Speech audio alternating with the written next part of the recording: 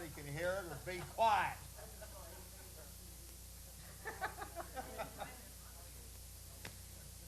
Uh, I even heard that somebody called Tom Valentine's program and invoked my name. Yes, some guy who's pitching conspiracies in Portland, I think was the phrase. Pitching conspiracies.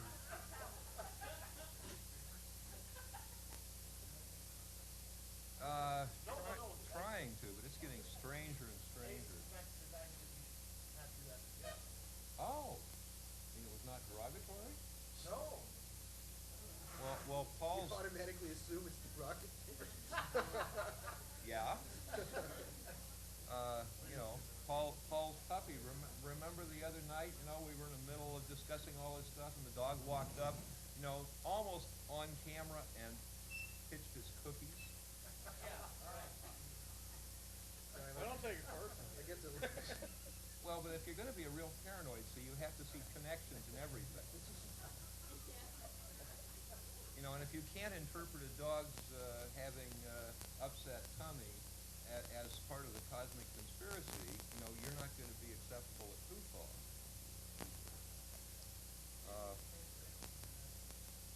Well, let me go get some ice cream. Did everybody get a copy? Did everybody get a copy of the realist article and the unrealist article? Dear Old Time magazine.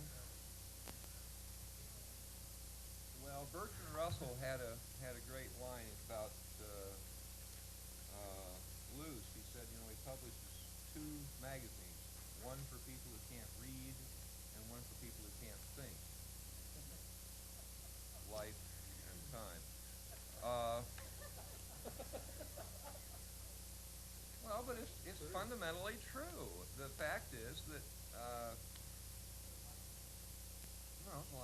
life and time. Time is for those who can't think.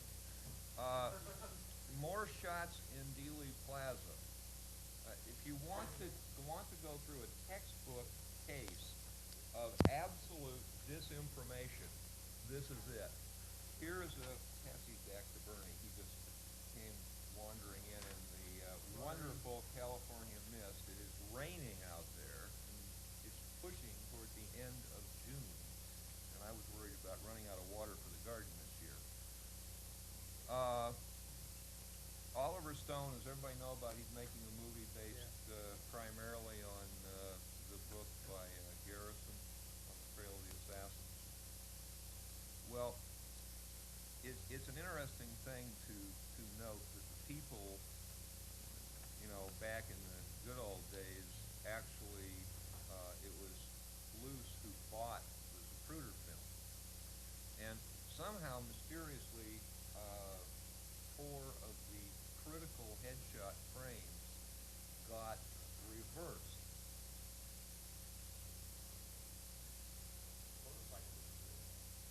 Well, but there was a fabrication of evidence in the Zapruder film done by Henry Luce and company usually means the CIA, because Luce was intimately involved with the CIA for decades, and so they have a vested interest in trashing even the attempt to do a serious film on the subject.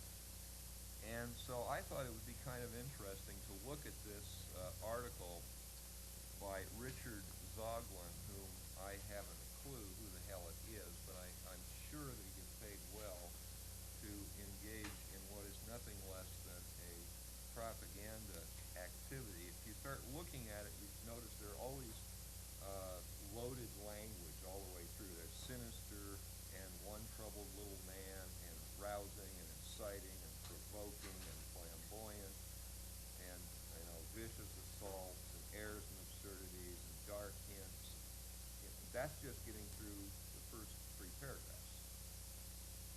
Well, that is pure propaganda technique, loading everything up with kind of language to appeal to your emotions, not to your brain. That that's why Bertrand Russell said, you know, that there is a publication for people who can't think. Time magazine is primarily devoted to manipulating how you feel. And feeling and thinking, if you've ever been in love, are frequently not consistent. I use that as a reference so you make the transition. Well, if you like Time magazine, it's because it makes you feel good, not because it makes you think. And if you look at the first paragraph, what you have there is a false dichotomy to set you up in the first paragraph, because it sets up, there are two choices.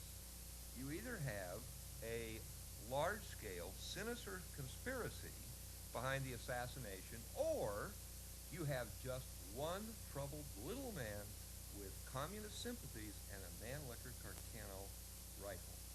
Now, those are the only choices. Well, they've got you in the first paragraph already derailed, because maybe those are not the only choices. Or maybe, in fact, they're setting it up almost as though it were a reducto ad absurdum, i.e. that it is more plausible to believe in the lone nut than it is to believe in a large-scale, sinister conspiracy. Well, maybe it was a comparatively small-scale, sinister conspiracy involving no more than at the most 25 to 30 people in terms of those who actually knew what they were doing.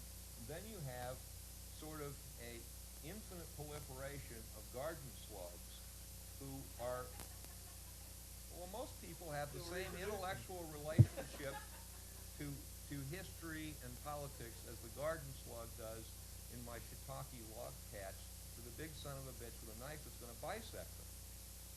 They never see me. I go out there, here's a slug going after that shiitake, and and another two half slugs. And they never see me coming. Well, most people have the same relationship to real politics that the garden slug does to the turkey with a knife. They never, ever notice.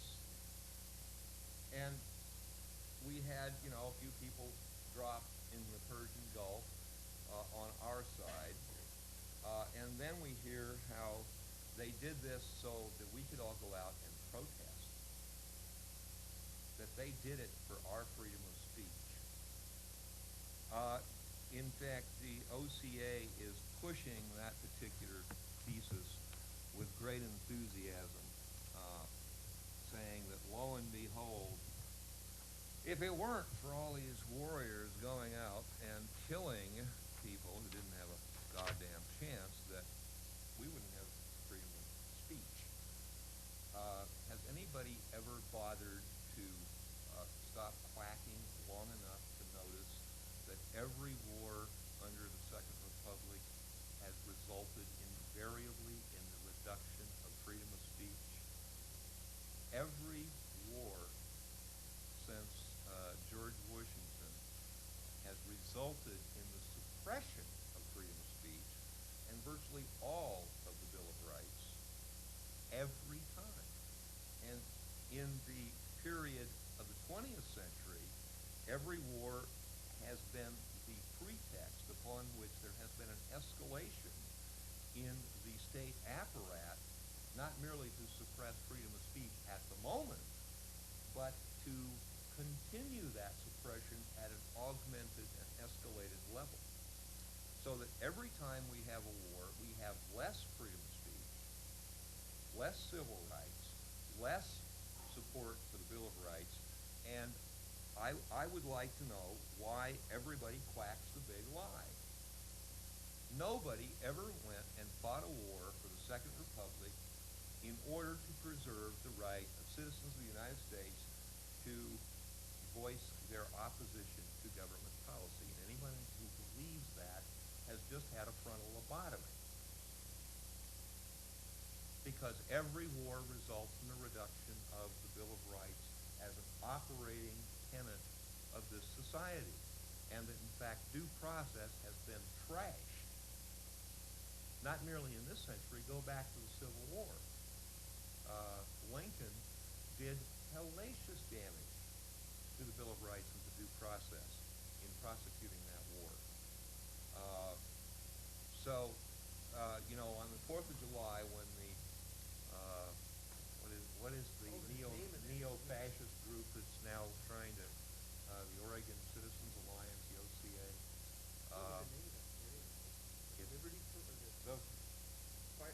How about Truth and Justice Parade? Why don't we beat them to the punch? Liberty they talking about? First Amendment right.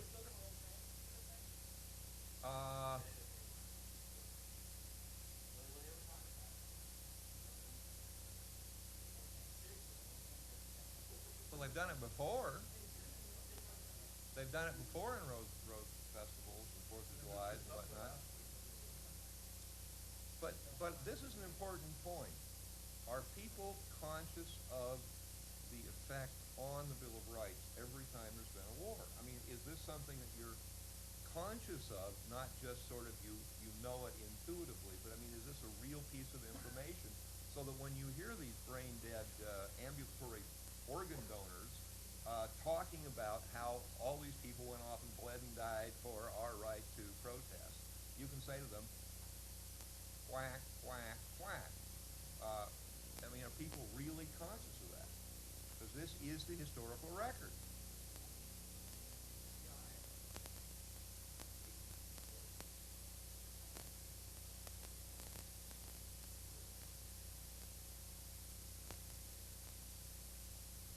Well, but it's something you better be aware of, because every time you turn around, you hear this particular piece of nonsense. And nobody ever questions it. Nobody challenges it. Nobody says, oh, come on, tell me one time somebody got to go and use free speech because some bozo went off and died. You know, I mean, can you imagine the Contras promoting freedom of speech in the United States? Can you imagine the Mujahideen promoting freedom of speech anywhere? I mean, in Afghanistan, you know, if you are a female and you are guilty of having attended school, that's a capital crime. You know, we've been supporting democracy all over the world. Yeah. In the 60s in Afghanistan, women went to school. What are you talking about? I'm talking about the Mujahideen under Ronald Reagan. The Mujahideen that the United States supplied over $1.5 billion to, your money and mine, folks. They're patriots. Well, they're democratic patriots. That's what they mean. They're also major drug dealers. Well, the thing is, no, are you saying that the change really took place in Afghan society under Reagan? Because Yes, that's what I... In the 60s, the women were in Purdue and were subject to all the sort of the discriminations of being women. And then there was a major liberalization. Oh, okay. And then there was the covert war against the revolutionary government funded by the United States, which then, in the areas under control of the Mujahideen, that is when they systematically assassinated women for that crime. Not under the Kabul government, but under the Mujahideen that we were funding, and who, in honor of our friendship, were smuggling heroin via Pakistan, amongst other places, into the United States. Again, you see, we have this wonderful system where we claim to be supporting democracy around the world, and it turns out the Democrats we're supporting are usually death squad Democrats, like old Blowtorch Bob down in El Salvador. Blowtorch Bob is, you know, a good buddy of Senator Helms and Ronald Reagan and other, you know, high-standing Democrats. And he got his name as Blowtorch because that was his favored means of interrogation. Talking about Dobasan? Yep. The man that the last ambassador, U.S. ambassador to El Salvador called pathological killer? The very same. The very same blowtorch bomb. Exactly. One and the same. Well, the thing is, we go all over the world spreading democracy. How did we spread it in Iran, as another example? We spread it with the son of a Nazi collaborator, the Shah, who then established a thing called the Savak that ended up torturing and killing about the equivalent of one member of every family in all of Iran. So oddly enough, there were some people in Iran who didn't care for him much. But of course, who organized the Savak? The daddy of Stormin Norman. H. Stormin Norman Schwarzkopf Sr.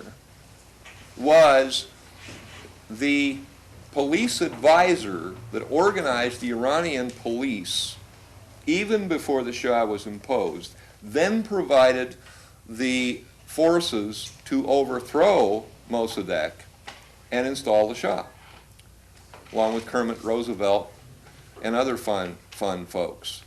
Now, isn't it ironic that we have Junior over there babbling about truth, justice, and the American way, when his father was a Nazi operative? How did we get to Nazi operative? Well, if you're putting in power Nazi allies, you must know what you're doing. Either that, or we have to say this graduate of West Point, who was in fact the head of the New Jersey State Police handling the Lindbergh baby kidnapping, the man who helped install the Shah in Iran, the man who was directly involved in setting up the Christian Democrats in Italy with CIA funding to ensure that our favorite fasciste in Italy stayed in power.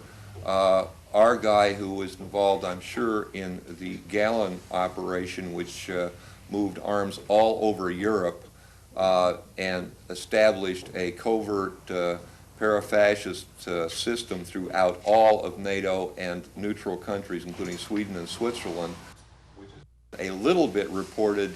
It's the Italian edition of Operation Glass.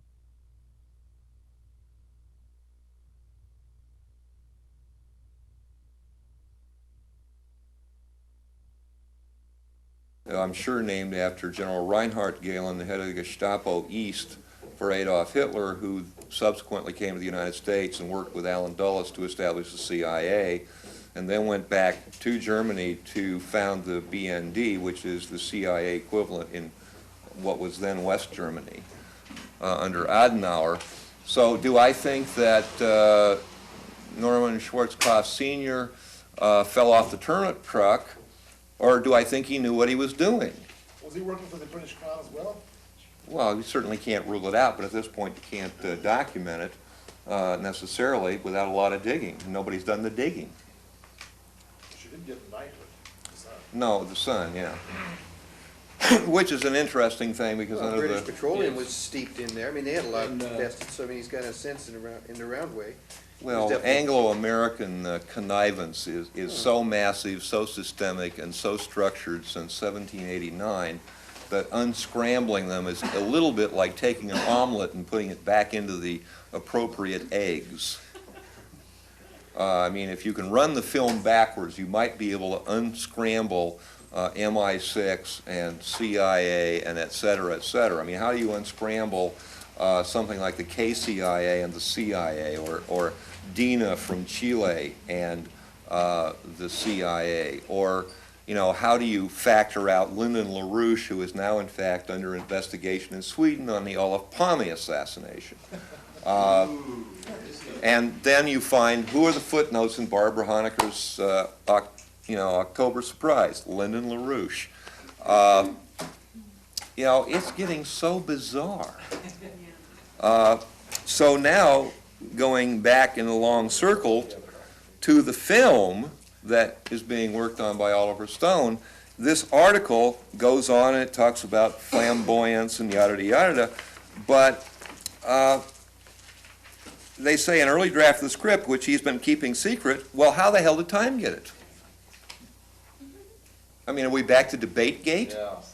I mean, who stole a copy of the script to give to Time magazine to trash the film in a preemptive strike against an effort to tell the truth? Who financed the film?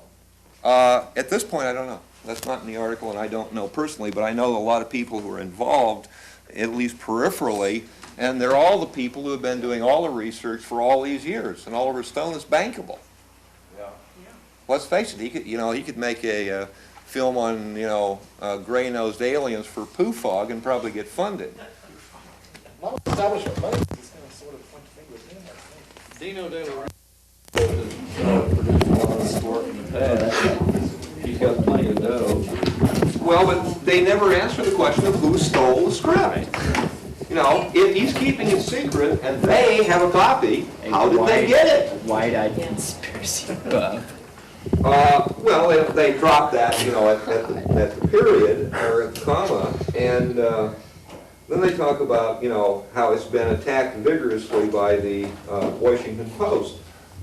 Well, being attacked by the Washington Post almost gives you a high level of credibility. Exactly. I mean, after all, Woodward, is still working for the Office of Naval Intelligence, writing his novels. Captain Grant was deep throat. Actually, it was I think it's a composite character. I've been saying for years that Woodward was actually Deep Throat, but now I'm inclined to think that actually it's an amalgam, probably including Alexander Haig, who, if he weren't complicit in that, then it wouldn't have been necessary for Woodward to lie about when he met Haig. In fact, he has lied not only about his espionage background in the Office of Naval Intelligence, Task Force 157, but he also lied about when he met Haig. Now, if you're a competent spy, which I assume Woodward is, otherwise he wouldn't have been so successful with his novel. If you're competent, you do not lie about things that are irrelevant. You do not say you don't know somebody or didn't meet somebody or you didn't meet them unless there is a reason for it. You do not engage in casual dishonesty because it gets too difficult to keep up with all your bullshit if you lie about everything. You only lie about the things that are relevant. So I'm inferring from that there was a reason, which means probably that Haig was working as a mole for the Pentagon, for the JCS, against Nixon. But that is a can of worms that as soon as you really open it, it becomes absolutely massive, precisely because the new book, Silent Coup, neglects to interview a person by the name of McCord. Now, McCord just happened to be the guy running the black bag job in the Watergate. And they don't bother to interview him. They interview everybody else and they leave him out. And they don't cite his book, A Piece of Tape, in the bibliography. In the endnotes. They never refer to it ever having been used in writing their book. Well, if you leave McCord out, that's kind of like leaving Nixon out. Which, oddly enough, is exactly what they do in the book. They leave Nixon out. Nixon was a patsy. He didn't organize a burglary. He didn't order a burglary. He didn't authorize a burglary. He was really the piano player at the whorehouse, and he really didn't know what was going on upstairs because John Dean was running the whole thing. Well, I find that a fascinating thesis. I think that we have a new and wonderful replacement for Woodward and Bernstein of Kolodny and Getlin. They are now writing the same exact kind of novel that Woodward and Bernstein were famous for because there are no footnotes. They quote G. Gordon Liddy, quote unquote, in his book Will. What page They never tell you. They never footnote anything, except in the end notes they tell you which books are relevant to that chapter and which people they interviewed for that chapter. Nowhere in any of the end notes does McCord or his book occur. And another person who is absolutely central to understanding the whole thing is Carl Oglesby in his book, The Yankee Cowboy War.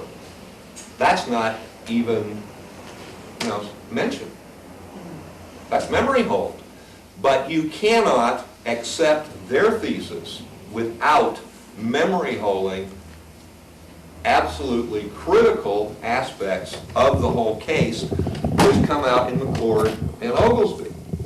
Well, I think this is, another wonderful, case of pseudo expose, accepting only one part of it.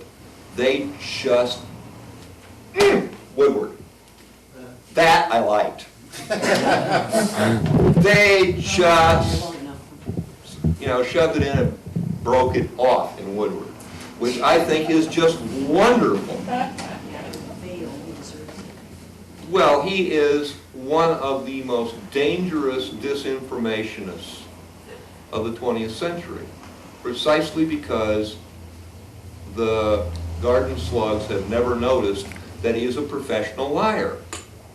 He does not lie accidentally or coincidentally or for personal position. He lies professionally.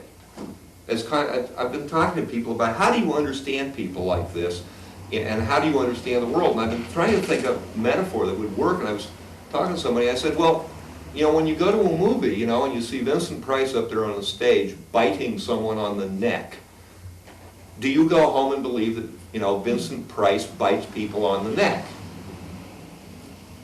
Most people wouldn't believe that. They would recognize that you're looking at an actor playing a part, and what he does on the screen is not him personally.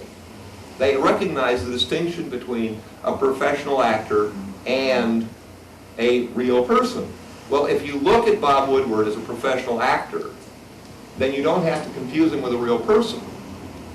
And the same thing applies to people like the Right Reverend Wisebutt on KGW, the chief priest of neo-laissez-faire.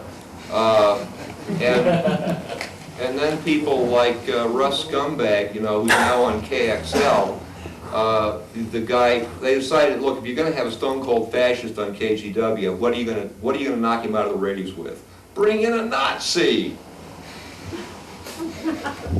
Has anybody heard his latest crusade for the intergalactic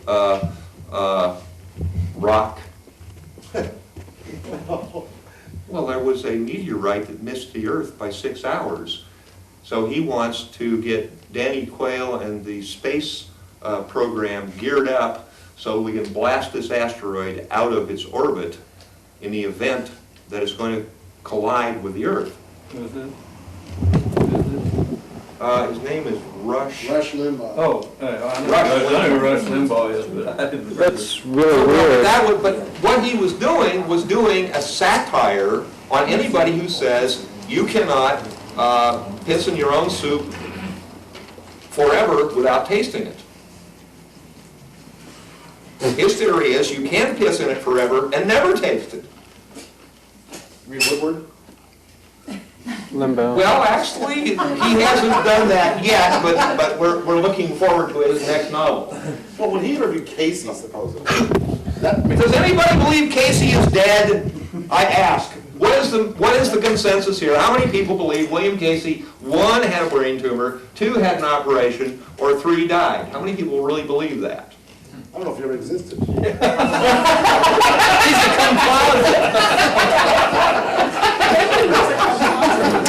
I hadn't thought of that. You could be right.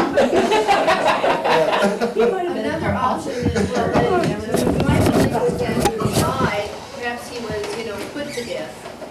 I.e. murdered, just in the nick of time. Was that a Walter Reed that this all happened? Oh, heavens no, Bates Motel. What makes you think that he's not dead? Because nobody ever saw the body. What? Nobody ever saw the One of body. those, okay. It was a closed casket ceremony.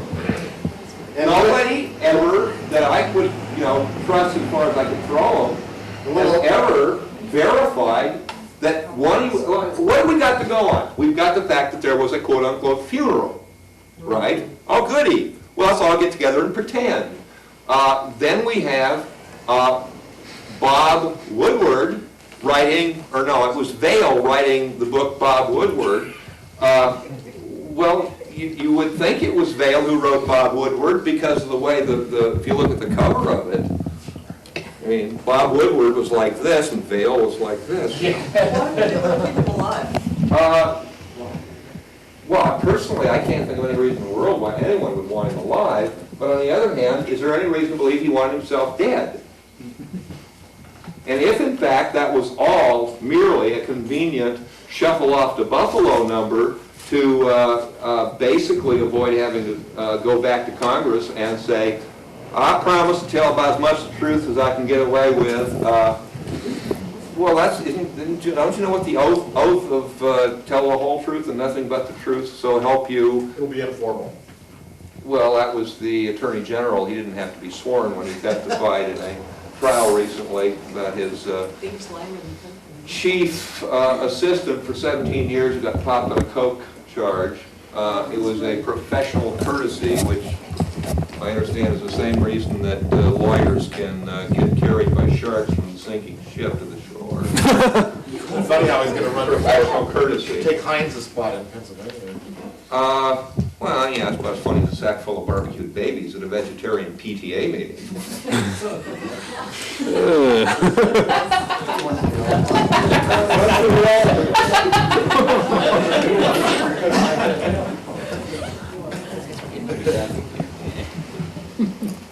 Just as a footnote to the colorful description of Bob Woodward, the liar, last week in a brief chat with Phil Stanford, and in response to you all remember the story of the baby junkie who wasn't, right?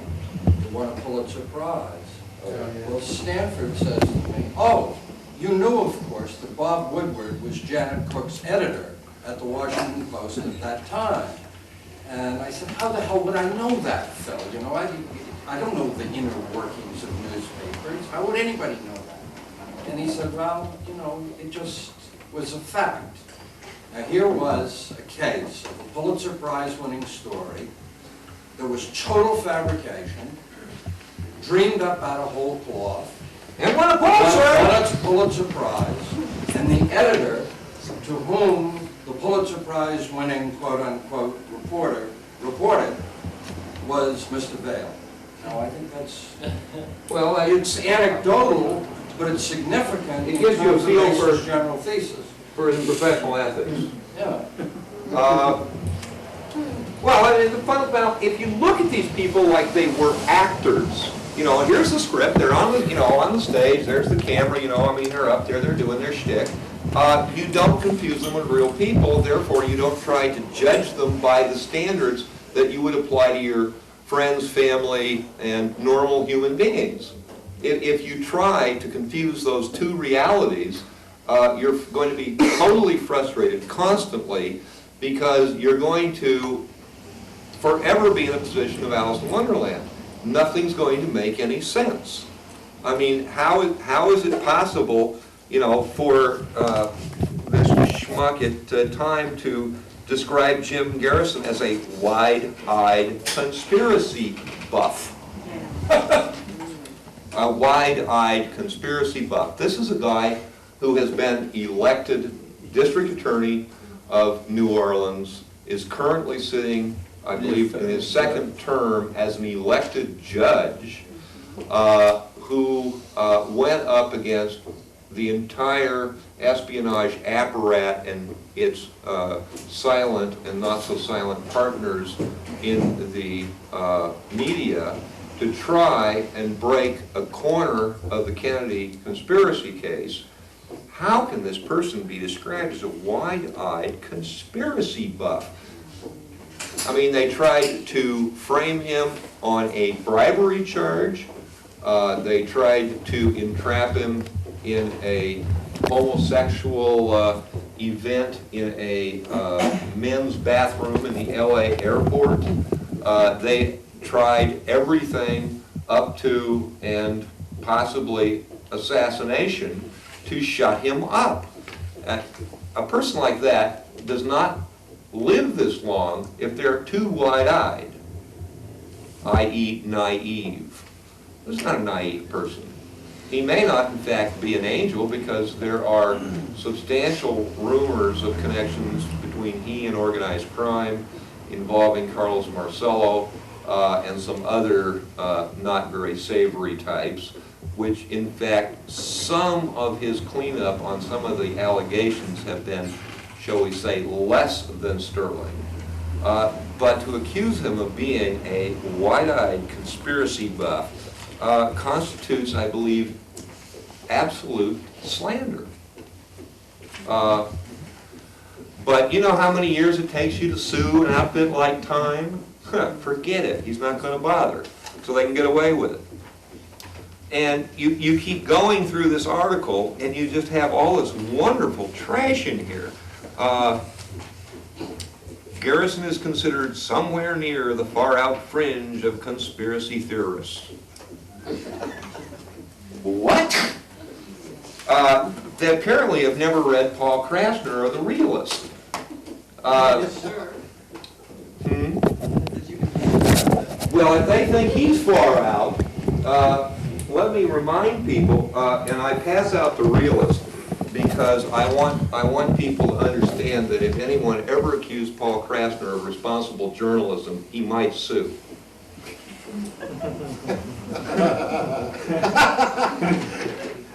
He would consider that a libel, a slander, and a derogation of his sterling character. Whatever happened to this name Mark Lane? That was another fellow who was related. Oh, well, Mark Lane, last I heard, was handling the Spotlight's case against Jack Anderson, which Jack Anderson just settled the case and apologized to Spotlight for having slandered them. And that's the last I've seen of Mark Lane, except that I'm sure he's involved with the film by Stone. In that, they're talking about how, you know, probably inevitably Hollywood would step into this minefield sooner or later. Well, I hate to tell this bozo, Mark Lane. but there was a film called Executive Action back in 1976 starring Burt Lancaster. The script was written by Mark Lane and Donald Freed, and in fact it was a major film on the Kennedy case, and it told as much of the story as was possible to be told in 1976. So this moron is either one, ignorant, or two, simply lying as usual, because it makes it seem as though Oliver Stone has done something totally new, totally off the wall, totally, you know, unprecedented. Well, it's not unprecedented at all, and in fact, the film Executive Action will probably have a lot of similarity to the new film by Stone, precisely because if you read a script from Executive Action and you look at the book by Garrison, which is the one that's being followed by Stone, you will find that there is virtual identity, except that Garrison's book goes much further than was possible in 1976 because there is so much more new information available. So it's not going to be something that's going to be in conflict with the prior film. It's going to be something that's going to go beyond where the prior film had to stop. They got yanked off the market, yeah, theaters about 1 week. Yeah, it didn't last long, but I understand it's still available in the video stores if you want to request it. Oh, it is? I believe it is, yeah. And it's a damn good film, and it's wonderful. Twice when Probably, it's going to be the most sensitive and really sympathetic portrayal of E. Howard Hunt ever done. Burt Lancaster played the captain of the shooting team that assassinated the president. And I still, my candidate for that position in the real world is E. Howard Hunt. Merely because I would wish it to be so, I can't prove it. But if they didn't have a 50-year and a 75-year time lock on the National Archives, the LBJ Library, the JFK Library, etc., not to mention the fact that the CIA and all these other espionage outfits have this wonderful world of Oz where they can pull the curtain and keep it there. And there is no little doggy to come up and jerk it aside. Just recently, last couple of days in the paper, they talked about exhuming the body of Zachary Taylor. And they have. And to see if there was foul play involved in his death. Would anything be gained by exhuming Kennedy's body again, or? Well, the fact is they took the brain out, and it's missing. Yeah, 4 different autopsies. Well, the National Archives has advised the House Assassination Committee in 1976 that they are unable to locate Kennedy's brain. Got swept up in the, dust or something somewhere, somehow, I guess. I don't know. They just sort of misplaced it. I don't think you'll got the same way all the samples disappeared. Yeah, and the same for Marilyn Monroe. I mean, we can go through case after case where, and you can even jump over to Oregon with Michael Franke. I mean, it's amazing, I mean, a guy, who's dying in the gutter would get a better autopsy than the President of the United States under most circumstances. I mean, even here in the state of Oregon, the Franke case, how many people here are aware that the original autopsy notes were destroyed? I didn't know they were destroyed. Yeah, because the pathologist is doing it into a tape recorder. He's got a mic, and he's doing the autopsy, and he's talking while he's doing it. The tape recording, which is the original notes, has been erased.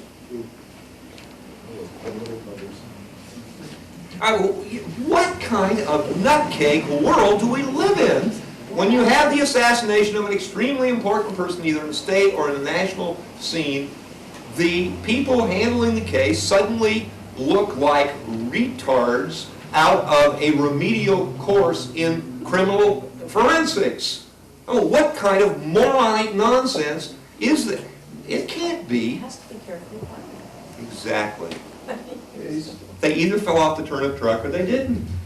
Would you care to take a point about recent developments in the Franke case? The young lady who said, I lied? Jody Blumenthal case?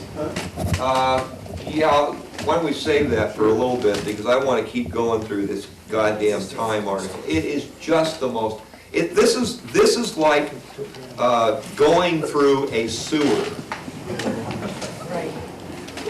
In your birthday suit. I mean, you got to get in there and crawl through this muck. And I think people should do that. If you're going to live in this society as something other than a garden slug, where you're going to have a chance to see that big sucker with a knife who's planning on bisecting you, if you're going to do that, you're going to have to be able to take these kinds of propaganda plans and cut them up yourself. If you cannot chop up these kinds of propaganda pieces, you don't have a chance. Do they still teach propaganda elements and features in high school like they did when I went to school? It was a long time ago, but. Ah, the dinosaurs speak! Don't show your age. How many people here under the age of, let's say, 28, have ever had a class in logic? No kidding. Wow. Hey! Not in high school. I had a year of it in college. No kidding. Did you get the informal fallacies like argumentum ad hominem, et cetera, so that you know that when they're attacking the person, they're not... Oh, yeah, it was an extensive liberal thing. Okay, now what A PCC with Mr. Simon. what percentage of the student body at PCC would have taken that class? It's definitely not required by any means. I mean, it's, I don't know. We had a full class every time, you know, they taught at least two classes a term, and you could take a whole year of it. And you cover that kind of information in Writing 122, and everybody has to take that. It's argumentative writing, and so you cover that kind of thing. Persuasive writing is what it is. That's the euphemism for propaganda, lying, treachery, deceit, disinformation, and general screwing the rubes. And sales. Called persuasive. Well, but listen, you know what they now call planned obsolescence? Value engineering. Was that for Patty? Value engineering is the latest euphemism for planned All obsolescence. right.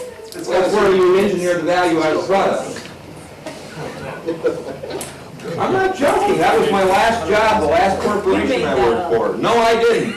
I learned that at the International Technical Center for Dymo, Inc. DYMO, the people who make the little laborers. Well, I used to be the senior engineering technician at the International Technical Center. But unfortunately, after 19 years, it's not under warranty. I wasn't on warning when I walked out the door. Well, I probably had something to do with making sure that it wasn't. Good job, Ian. They were paying me to make stuff break. Literally. They had a machine that was so well built, it's what built the company. That's what made it an international corporation with sales all over the planet. I mean, they had manufacturing plants in Belgium, Australia, Brazil, Japan, and they had this machine, a damn thing would never break. It would never wear out. This was the kind of machine that you could happily emboss stainless steel tape. And in fact, they did, because it was used by people who manufactured fiberglass boats and so on and so forth. They would punch up the number code for the vehicle and laminate it into the fiberglass with stainless steel tape. Well, this damn machine never came back for repairs. So the last job I got before I got laid off because of exactly this policy, i.e.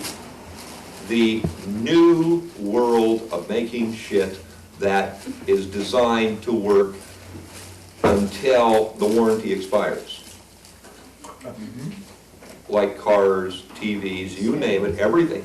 Believe me, this is no accident. It's done. They spend millions of dollars every year doing this. And I know because I was there doing it.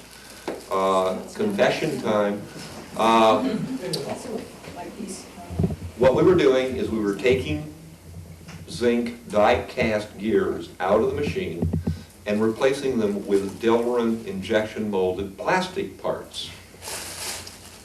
Well, they already had the die-cast molds to make the metal gears. So it was costing them money to change. But I was life testing these retrofitted units with plastic gears to establish how many cycles they would go before they would break. How long did they last then compared to the other ones? Well, the other ones were immortal, so these obviously were less. No, they wanted to run about 275,000 cycles before failure, plus or minus 10K. But they're thinking of profits. Don't you understand that? I didn't understand it then, and I don't understand it now. And in fact, the people who owned the corporation, other than the two or three elite people who had the shares, who ended up being bought out, who laughed all the way to their Swiss banks so they could duck the money and not have to pay taxes on it, everybody else took a bath. Everybody got trashed when that company went down. And it went down like a rock. from the 25th floor of the Embarcadero Center to Zip. It got bought out by a Swedish company for about a nickel on the dollar, because they trashed the company through that. And the insiders made a massive profit, and everybody else took it in the shorts. Somebody makes money. Oh yeah, the key people, exactly the people who made the decision to take their premier industrial tool and degrade its value so that they would then have it coming in on a recycling basis for repair jobs, so that the price of the tool didn't have to increase the price of the tool, because they knew they were going to get the sucker on the flip-flop on the repair. Yep. This is so cynical that we have one of the world-class mass murderers and serial maniacs alive today. Funny thing, you knew exactly who I was going for. Lee Iacocca, the man who decided not to put safety bags in the gas tank of the Pinto because his lawyers and his accountants sat down and figured out it would cost him less to kill people than not to kill them. Was that, Lee was over at Ford's that time? Yeah, he was the one who made the decision. Lee Iacocca, my favorite homicidal maniac, mass murderer, serial nutcake. What does Chrysler call him? See, they gave him $6 million this last year because they only had a 20% loss in income. See the FDR of the 90s? That's not a bad guess. Wow. That's not a bad guess. That's too cynical for me, I can't think. Seriously. Who did FDR work for?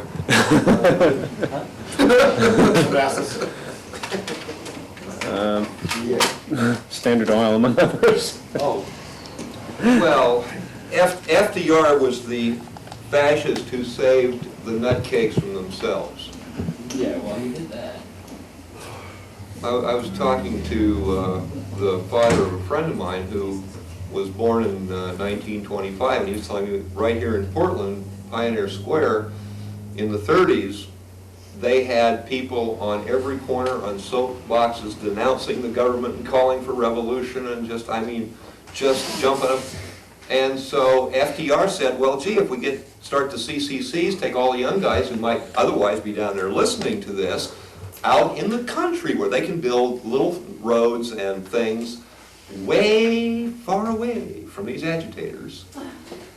And we'll give them, $20 a week, and we'll give their families $60 a week. Then, of course, these guys have all of a sudden got a vested interest in not being in town listening to the agitators. They're out there building roads and trails and things out in the bucky brush and keeping their minds pure and unsullied so that they will be perfectly ready to go off and become a fool on one end or the other of a bayonet. You know that a bayonet is a capitalist tool with a worker at both ends. I mean, what is new about any of this? And so, again, we have Time magazine talking about far-out fringe conspiracy theorists. Far-out fringe conspiracy theorists. That would be anybody who had not fallen off the turnip truck in front of Time magazine and jumped up and said, oh, golly gee whiz, Walt Disney is my guru. If you don't buy Walt Disney, where the book starts out, once upon a time, and ends with, they lived happily ever after, you're an American!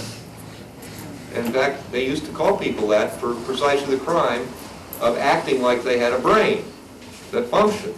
That is not We're supposed to believe that Oswald acted alone, huh? Well, yeah, I mean, absolutely. We have... Why not conspiracy otherwise?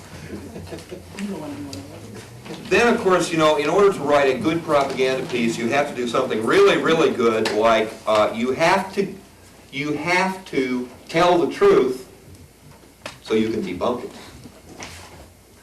And it right here, you know, on the next piece, it has, the killing was planned, Garrison discovers in the film, by a coalition that included the Mafia, the CIA, and other protectors of the military-industrial complex. Guess what? They just told you the truth! Yeah. That is the truth! But of course, that is so dissonant with Walt Disney. That is so fundamentally inconsistent with your role as a garden slug.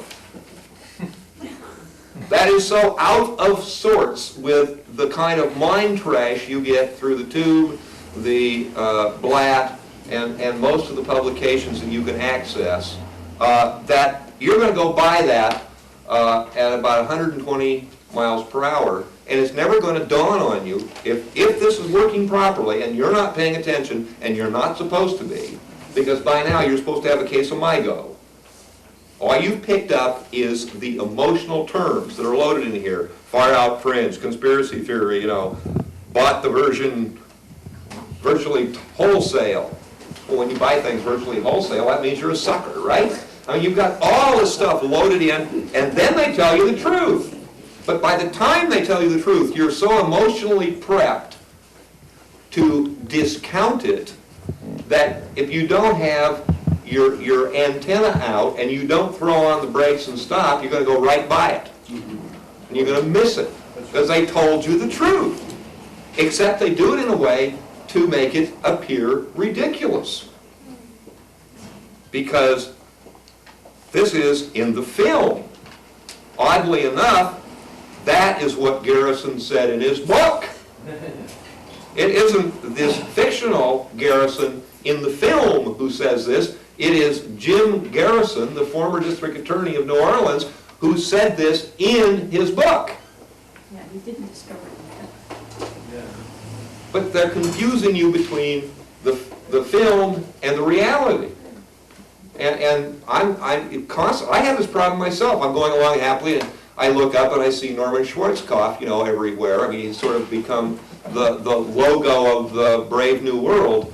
Is that what Bush calls it now? Oh, I keep getting confused. New secular order, like on the back of the dollar bill. No, demonic order, actually. But trying to understand Schwarzkopf, you know, as something like a Schwarzenegger or a Ninja Turtle, it is important. You know, what are they, Teenage Mutant Ninja Schwarzeneggers, or what do they call them now? You know, Terminators, you know, Terminator, 10 or whatever, I don't know. I mean, it was Malcolm X, you know, they now think he's Malcolm 10 in most of the high schools. I stole that from Abby Hoffman. Did anybody see tonight on the news, these vehicles, these military vehicles? Oh, the Humvee! Yeah, at 40 grand and up. Schwarzenegger gets the first civilian edition of the Humvee. What? Yeah, he has his order in for $40,000 for the first issue of a Humvee to a civilian. What? Oh, God, you gotta be kidding. Well, wait a minute, stop, hey, whoa, there's an important issue here. What happened to all the Jeeps we already bought and paid for? Where did they go? Can you go down to the Army surplus store and buy your used Jeep? They're in Israel, right? No, they're in the scrap yards. Built-in obsolete. No, they have been scrapped. They've been. You can buy. Tanks? No, I'm talking about the Jeeps. They've replaced all the Jeeps in the U.S. military with what they call a Humvee, which is an acronym for, I don't know and I don't care. High mobility maneuvering vehicle. What is it? High mobility maneuvering vehicle. High mobility maneuvering vehicle. Humvee. Yeah. Humvee, okay. I knew somebody'd know and I didn't care, but now everybody knows and they can forget too. I don't know if they did have power windows, but the point is, there were millions of Jeeps that we bought and paid for. Right. They auctioned some but they didn't give us what we bought and paid for. A Jeep in every driveway. And Lee Iacocca would have a shit hemorrhage. Because nobody would buy a Chrysler. Right to Lee Iacocca. I keep want it. my Jeep. Well, but you talk about the great crusade to end waste in government. Well, why the hell does not government let the people who paid for this stuff have the stuff they paid for? That's a good crusade to see. Because if they did, that would abolish the market for the private scumbags who own the government. Now, if you really want to have fun, go talk to what's the head of the end waste in government. Oh, Christ. Grace Commission. Yeah, Grace. Peter Grace, one of my favorite Nazis. He could abolish waste in government. He would eliminate. Well, he and Walter Annenberg and people like that. I just love them. He is incidentally co-chair with Jack Anderson of a whole new program. A whole new program to streamline the government. Sounds like a lie. You remember how they streamlined the government? Gentlemen! Well, but isn't it interesting that Jack Anderson is working with Peter Grace, a man who has never, ever known a Nazi he didn't like. You know, the man is really dangerous, and he is cited incessantly by the knuckle-draggers of this country in their attempt to trash the quote-unquote liberals, i.e. the fascist faction. If somebody is called liberal, that means he's a fascist. If he's called a conservative, that means he's a Nazi.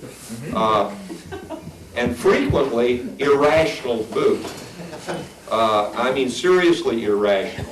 Jack Kemp. Yeah, he would qualify as a person who probably could almost drool on schedule. I mean, there are people like Newt Gingrich.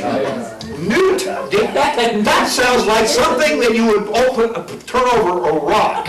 Yeah, it's a newt. No, it's really William Casey. Well, now, there was something you'd find in the grass, believe me. Has anybody decided whether or not Casey staged his death to avoid testimony before Congress, or whether or not he was given a lethal injection of carcinogen for instant brain tumor? One or the other. Is there a consensus? Somebody questioned it, was it Ben Rather? They really got laughed at quickly. Well, if you want something to laugh at, go on down in the article and find out that there is a book called Libra. Don De Lilio's book, Libra. Let me ask a silly question. How many people here really believe that Robert Kennedy died in a helicopter crash in Vietnam in 1970, what was it, 71 or 2? Does anybody happen to remember? This book is not mere fantasy. It is taking historical facts and literally erasing them and writing things that fundamentally never happened. He's got some weirdo from Cuba who is sort of a personification of the one-man army. He's sort of a Schwarzenegger character, or yeah, you know, Rambo with a vengeance and a south of the border accent, who survives more impossible situations than anybody, you know, since Mission Impossible, who sneaks all over the planet assassinating people, and yada yada. You go through this book and you go to yourself, wait a minute, Robert Kennedy didn't die in Los Angeles. He died years after that in a helicopter crash in Vietnam, you know, and you go, wait a minute. How dare a person take that kind of recent history and totally pervert it? I mean, I consider that, you know, sort of on the same. Well, who's the jerk who wrote that trash piece about, killing women with staple guns and crap. There was American Psycho? Yeah, it's on the same level as American Psycho. Bret Easton Ellis? Yeah, that bozo. But they're using that book for criminology class at PSU. It is a required reading book. You're kidding. That means you gotta buy it. Oh, Jesus! So whoever in the criminology department assigned that is probably, American Psycho? yeah, but not in the same sense. It's just that he's been brain dead since grad school. What is this book? Oh, it is the most tawdry piece of opportunistic claptrap I have ever been subjected to. If it weren't for the hysteria of some of the feminists reading it on KBOO, I would have never had the misfortune of knowing what was in it.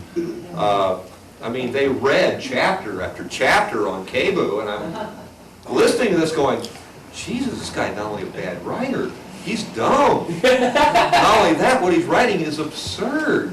It was what you'd expect to get out of about a 9th grade sociopath who was slightly retarded. I think he's a couple of years older. Yeah, but it's that level. It's kind of like getting really excited by Andrew Dice Clay's humor. I mean, he is to Lenny Bruce, sort of what Woodward is to reporting. I mean, it's a joke. Clay's not funny, he's merely absurd. And that's what I find really absurd about, the way this country is sort of turning into one great big happy slug farm. Nobody can just look at something and say, Jesus, that's nonsense, and not waste their time on it. Everybody has to start a crusade. And I remember a guy who in 1961 made a bet with another guy.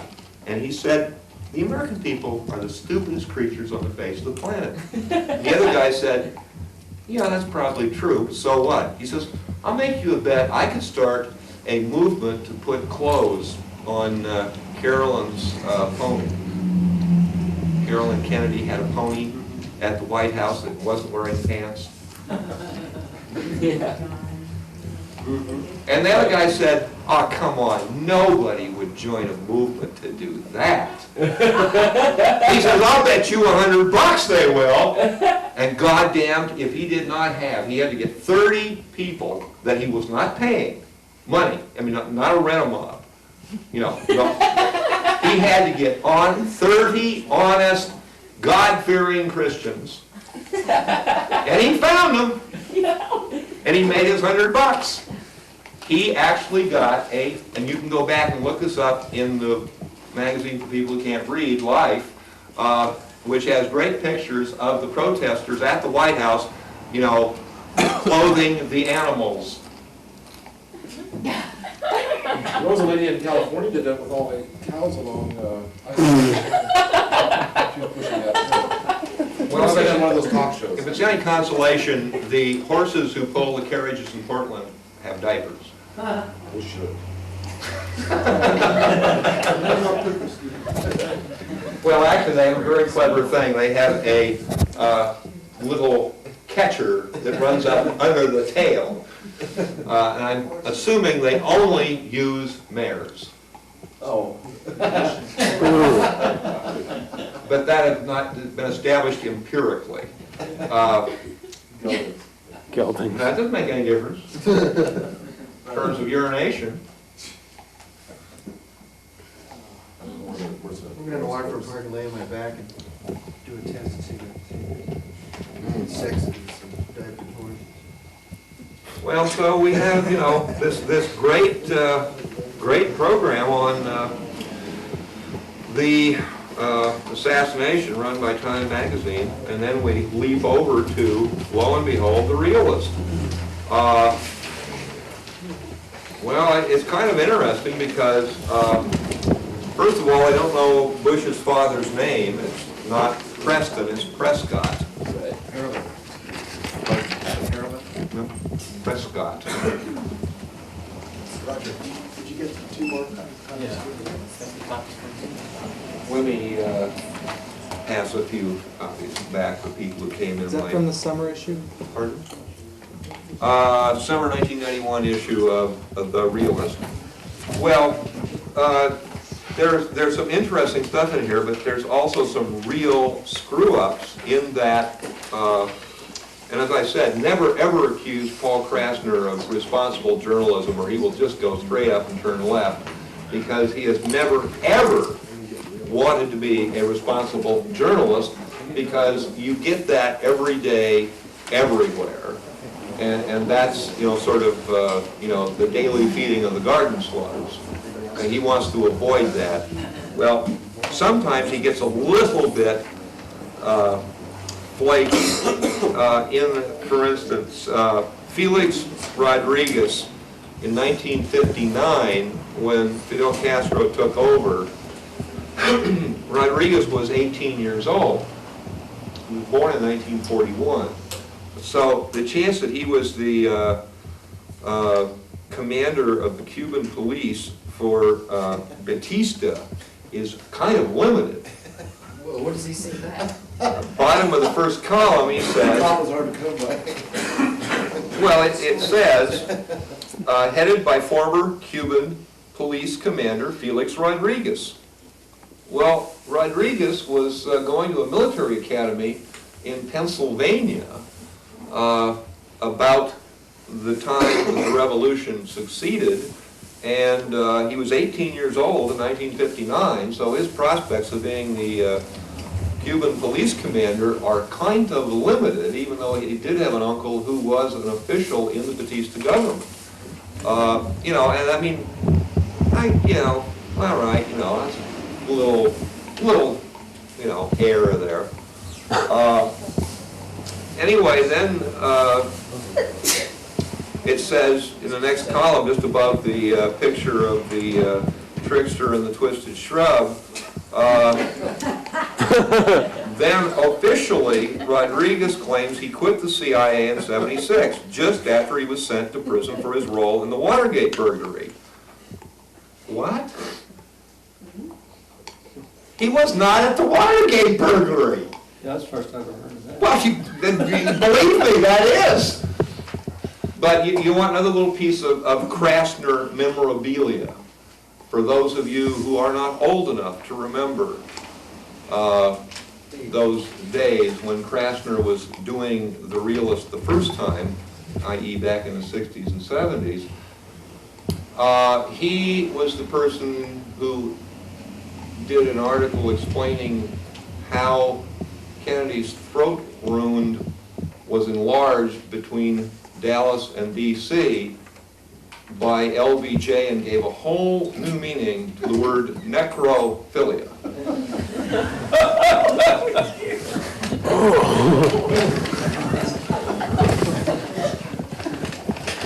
That was in The Realist.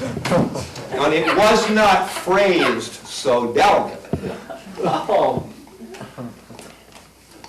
It was phrased the way I would have phrased it if we weren't going to be on the TV. Can say anything on cable. That might be true. Well, that's what made it believable. I mean, he did, in fact, unzip his fly and claim that Ho Chi Minh could not win because he didn't have one like this. LBJ did that at a press conference. And he went from Now, how did he know? Any pictures? Yeah, the pictures of that? That was in the days when reporters just sort of went and didn't report it. I mean, he had press conferences sitting on the toilet. What? And you know something? I preferred that to Reagan. I preferred it to Reagan because Reagan is just a complete lying buffoon. Except he did one thing nice this last weekend. He just stuck his foot in it. When the golf course there? Saying he tried to help the hostage release? Yeah, he said Oh, well, in fact, I've got it here verbatim. If you wanted to read about this in Sunday's paper, turn to sports. This is the inside of the sports section. Yes, it is. That is the inside of the back page of the sports section. That's where they put all the national news. Oh, that might obituaries, they put it in. They put all that stuff in the back. You cannot read without looking at the obituaries for all the news. Well, I'm playing golf that day, so. Oh, God, oh, is that how they got it? It was a photo op. It was a photo op, and somebody yelled at him, hey, what about the October surprise? Hey, yoo-hoo, October surprise! And, He goes, I can't hear you. well, no, Reagan said, and I saw part of it on the tube, but there's more of it in the article than was on the tube. So there's more tape that didn't get on to the TV that I saw. And Reagan said, quote, I did some things, actually, the other way to try and be of help in getting those hostages. I felt very sorry for them, of getting them out of there. Whoa! What? Who said this? No, Reagan. That's Reagan. Last week, and then. Oh, there you go. End quote. Oh, Reagan told reporters trailing him as he played golf with President Bush at an exclusive club. Reagan was responding for the first time to recently renewed charges that his campaign had sought to block President Carter, his 1980 election opponent, from springing an, quote, October surprise, unquote, the freeing of the hostages and emerging as a hero just days before the vote. Quote, I can only assure you there was never any concern on my part that they shouldn't get out because of the effect on the contest, the elections, unquote. Contest? I'm quoting Reagan. I'm really lost. I'm really lost. Well, this is Ronald Reagan answering a question on the golf course last week, reported in ye old, slug blast. So Reagan said he tried to get them out of there. He said more than that. Yes. He was president. Well, let me give you what I've got here, and then Lanny can plug in and fill in some more stuff. But asked if his comment meant he or his aides had talked with Iranian officials during the campaign, Reagan said he had no personal discussions with the Iranian government. And when pressed further about his staff's involvement, he declined to elaborate. Quote, I can't go into the details, Reagan said. Quote, some of these things are still classified. He wasn't even a member of the government. He wasn't an official. He wasn't a zip. He was just like a person sitting here. Except for one thing. He could order us all murdered. Other than that, there was no difference. Go ahead, Ryan. What you hear there is Reagan, one, admitting that there were contacts with the Iranians before the election by private citizens, which is illegal, discussing foreign policy with another government. That's an illegal act. It's a criminal act. But also, more importantly, what he's also saying is that the information about those contacts is classified. The current congressional inquiry is an informal inquiry. There are about 6 congressional committee chairs and their representatives that got together, decided on an informal inquiry, and asked members of their staff to review the public record to see what questions are answered and what questions are not answered about these allegations. Reagan has just said the evidence is all classified, so reviewing the public record is a meaningless gesture. He has almost compelled Congress to move from an informal inquiry to a formal investigation by what he said. Since this all came out, where some congressman or somebody has said, okay, this is more fuel in the fire. This morning. Well, eight members of the hostages. Yeah, but since this statement is what I'm wondering is. I haven't heard anybody since, but one of the key people in this, I think, is Mike Kopetsky. Because among the various committees that are looking at it, foreign affairs, et cetera, rules and government operations, is judiciary, where Kopetsky sits. The plan is to shuffle this investigation, if it has to happen, off to foreign affairs. where Lee Hamilton will take care of it. Oh, boy. Will he ever, just like he took care of John Ho by writing a letter to Oscar Arias saying, be please nice don't to mistreat John because he's a U.S. Well, citizen. this morning I was one particular senator, I've been thinking all day who it was, because I can't remember, but it said that, who wrote the book, Who It Works? Seed? The last person with any sort of influence is adding light to the whole October surprise. Gary Sick. Sick, yeah. But because of that information, this morning's paper just, and I, who it is. Well, that was Walter Mondale came out. And said, Yeah, Mondale. Mondale? Walter Mondale Yeah. came out and said there must be a formal investigation of this. Mondale said that? That was today. The garden slug of all garden slugs? The man who has the same intellectual standing as Ed Meese? Well, I think they felt they had to surface some other people to take some of the heat off Carter. So it wouldn't look like it was all coming from Carter. Yesterday. Well, there were some shots fired when Carter was at the Habitat in Miami. Run that by again? Is this real? I don't know. That's in the paper. This shot at Carter? Jimmy and Rosalind were in Miami at the Habitat, which is the low-income housing project that the Carters have been involved in for years, with volunteers in a tent celebrating the fact that they were just finishing some of the housing. And there was a drive-by shooting within a block. Was the first report. Second report was it was shots between two cars. That was then canceled. And the third report was a car went by the Habitat tent and fired into the tent, and one of the volunteers was grazed in the head by a bullet. But Carter is fine, Rosalind's fine, and of course it's totally unrelated to anything political. Oh!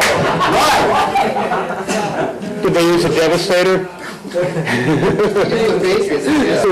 I'm glad you told me. I didn't even know that happened. But I raised the Kopetsky issue very specifically because I think it's important for people here to write to Kopetsky and not only urge that there be a formal investigation. The difference is in a formal investigation you will have people placed under oath and depositions taken. You will have subpoenas issued for documents. It will take it up to the congressional hearing level instead of leaving it at the staff informal level. But also to stress that you think the Judiciary Committee, which is oriented towards criminal activity and towards impeachable offenses, unlike the Foreign Affairs Committee, which is oriented towards policy questions in foreign affairs. The Judiciary Committee is the proper committee to deal with this issue. Is it going to have more weight to write to Kopetsky or Jack Brooks? Absolutely add Brooks to the agenda. He's the head of Judiciary. He's got more the one that should influence, reach out and grab it. You know, if he Yeah. doesn't want to do Henry Gonzalez's impeachment resolution, do this one. Because both roads will lead to Rome. Yes. And in fact, Bush is now calling, according to this, Bush angrily challenged Congress to investigate. If there's evidence, let them go forward. Well, they've put various disinformation specialists into play around the October surprise. The evidence is getting increasingly confusing, increasingly contradictory. Welcome to the club. Guess what? I got a 4-hour tape dealing with the October surprise, where everybody knows about Harry Martin, the Napa Sentinel. I've heard, he's been writing stories. Well, he and the wife of Russbacher, his wife, the two of them were on Dave Emery's show about, well, I guess it would be now about 2-3 weeks ago, because Barbara Honegger has been trashing them on air, another station in LA. And so Martin and Rushbacher spent 4 hours dissecting Barbara Honegger's tape, trashing them on Dave Emery's program. The only thing that really annoys me is the last X number of minutes of that 4-hour program is not on the last track of the last tape. This sounds Well, missing tape. no, that was But what I did get a chance to listen to was actually today. I hadn't heard it until today. I just got it in the mail yesterday. there is just more stuff happening around the October surprise. Now, I mean, Barbara Honecker, you know, I started going, wait a minute, when I started digging into her footnotes. Because who do you find in the footnotes?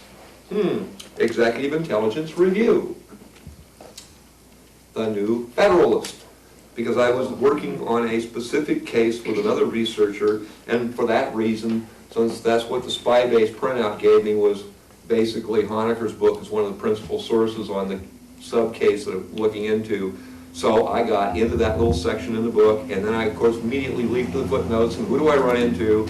I run into that wonderful stalwart, Executive Intelligence Review, Lyndon LaRouche. And she never, ever mentions that her sources are Lyndon LaRouche. And of course, she's from the Hoover Institute, you know, established by the all-time American Nazi, Hoover, who, in fact, his principal pissing contest with the Soviets was that they deprived him of 600,000 acres that he had gotten in concessions from the Tsar. But Lyndon LaRouche is the guy who now has a book out, There Are No Limits to Growth. Oh, God. Overpopulation isn't killing the world's forests, the Malthusians are. You can get There Are No Limits to Growth by Lyndon H. LaRouche Jr., and you can order it from the Ben Franklin Booksellers, Inc. in Leesburg, Virginia for a mere $4.95 plus shipping, $1.50. This is one of the principal sources for Barbara Honecker's October surprise. Now, what is going on here? Tom Valentine had all three of them on at the same time, and they tore her really apart. Yeah, well, they, in fact, the tape that I got from Amory's program, from Archives on Audio, is, if you'll pardon the pun, one step beyond their appearance on Valentine, in that apparently Barbara Honecker intercepted a fax to Ray Russbacher and took it without authorization, and it was the rough draft of an article that had not yet appeared in the Napa Sentinel, which she then used to trash the article in the Napa Sentinel before, in fact, it was ever finished and published. Do you think part of that is sour grapes because she hasn't been recognized for her early efforts in the investigation? Well, if that's true, she has developed an amazing ability to take very careful aim and squeeze off round after round through her own foot. Because that's what she's doing. Because until I got this information, you know, out of California, I was still a little queasy about some of her footnotes, but I didn't have what I considered great documentation on her being somebody's operative. But at this point, I'm willing to bet on it. But there's another problem with all of this, in that Harry V. Martin, the publisher of the Napa Sentinel, and this is where you get circles within circles within circles, because he was in Silicon Valley working with a publication that was involved with people who were involved in Iran-Contra. Indirectly, in that they were the people who were running the weapons ops parallel to Ollie and Company that were zinged by various parts of the spookery. Harry says that those people left his employ 2 years before they engaged him. I'm sure he does, but it sure is a strange connection. Harry also used to work for the FBI. He copped to that. But did he work for anybody else, and/or does he still? Well, his partner worked for the CIA while he worked for the FBI. Oh. And of course, who were his gurus bringing him up to Napa Sentinel? All kinds of brass out of the Office of Naval Intelligence and the JCS. Well, he says that's battles That's it. Insider battles. Part of what we're watching is internecine. All right, now, would you like to listen to little excerpts of the tapes, which I brought along, because I've been babbling about there is a war within the apparatus, you know, and if you just hear it from me, you know, every 2 weeks, you're gonna go, One of those far-reaching conspiracy.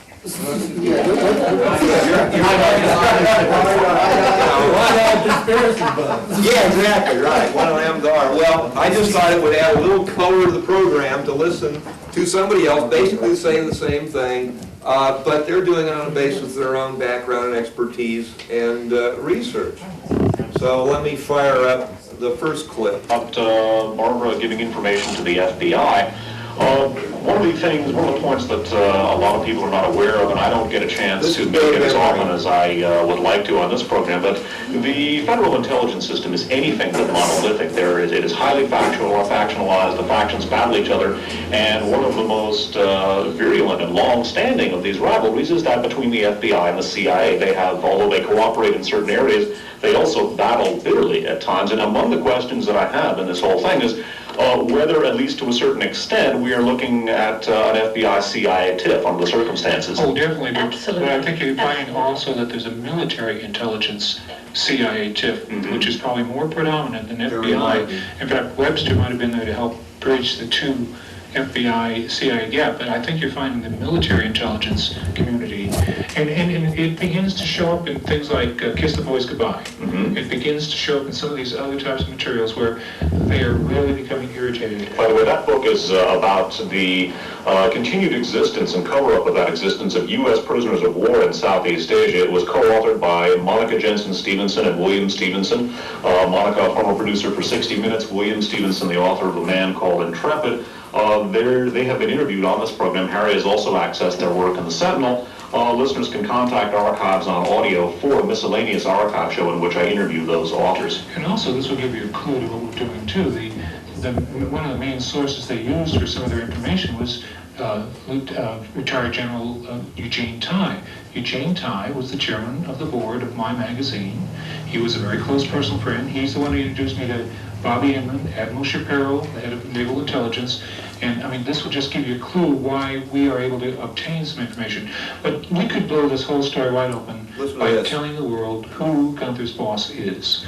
But to do so would expose that man and therefore ruin the entire operation. I would also...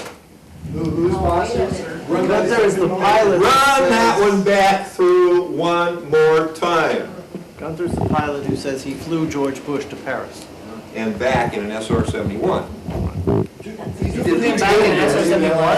Let me rerun, because I think that there was something said here that went a long way beyond what it seemed to.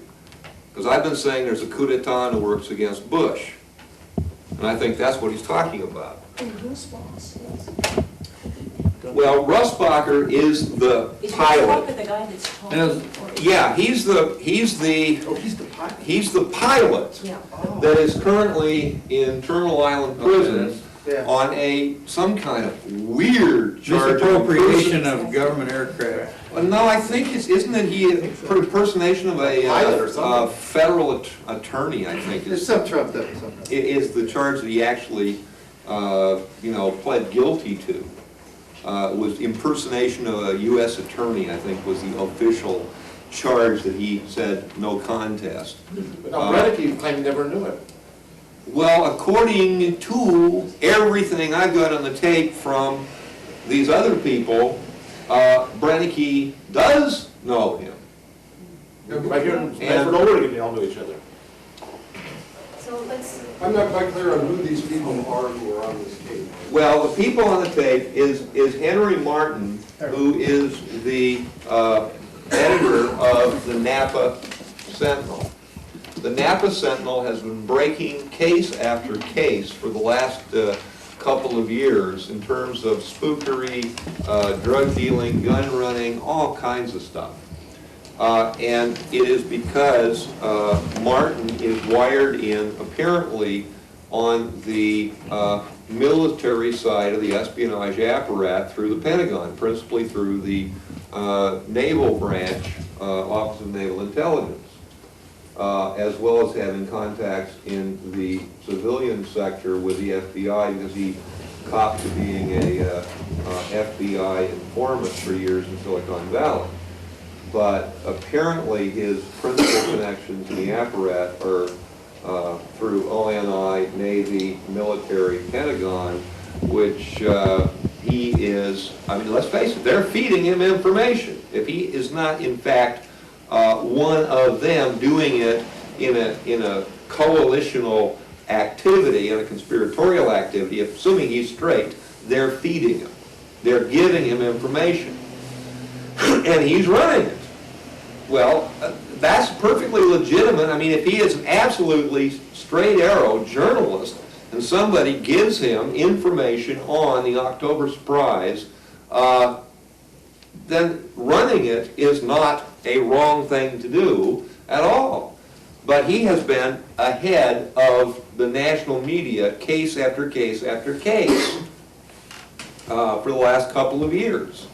Well, what he said here, because he is talking with the wife of Russbacher, who is allegedly the pilot who actually flew George Bush back from Paris on an SR-71 Blackbird in an hour and 15 minutes. The Blackbird would, in fact, make it from Paris to Andrews, wasn't it? I believe it was Andrews. But it would make that flight in an hour and 15 minutes, yes. 3,000 miles an hour? Excess, no, it's classified. They admit it'll go 3,000. Yeah, but wouldn't that be a little, that sounds a little, sorry, I mean, that's really noticeable, an aircraft like that, you know, flying into France. You're hard on George's heart, too. I got news for you. Planes like that go all over the world, and I don't notice any major reportage in anybody's press anywhere, ever. I mean, they were using them over Nicaragua for 10 goddamn years. The Blackbird's also kind of radar evasive. It's hard to get a radar image of it, too. Not to mention the fact it'll fly over 120,000 feet altitude at speeds in excess of 3,000 miles per hour. All the plants were Bush's destroyed. CIA connections have got him on that? I mean, how's he going to commandeer a military plane? I don't think George Bush ever left the CIA. Well, no, but I mean, his connections. That's right. He being a part of that apparatus. The same reason he and/or Reagan could say, you know, off those turkeys, they're giving me a pain in the ass. I mean, I think that, yeah, I think they have had power, whether they're in office or out of office.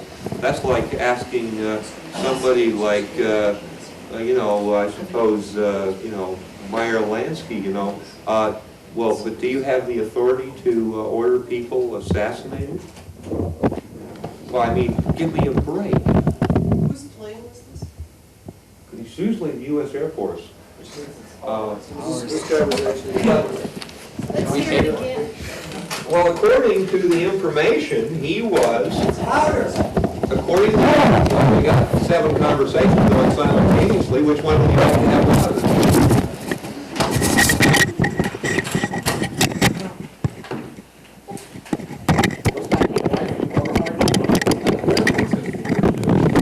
They were, in fact, very close friends and worked together for a period of time, leading up to the publication of October Surprise. Well, it gets stranger and stranger. And so...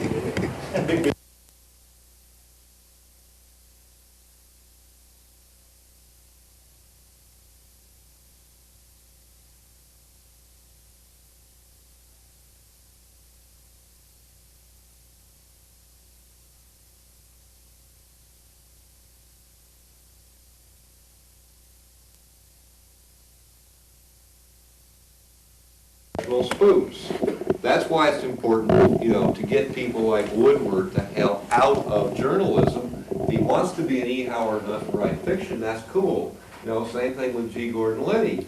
I mean, but don't ever confuse these people with researchers, scholars, and truth tellers.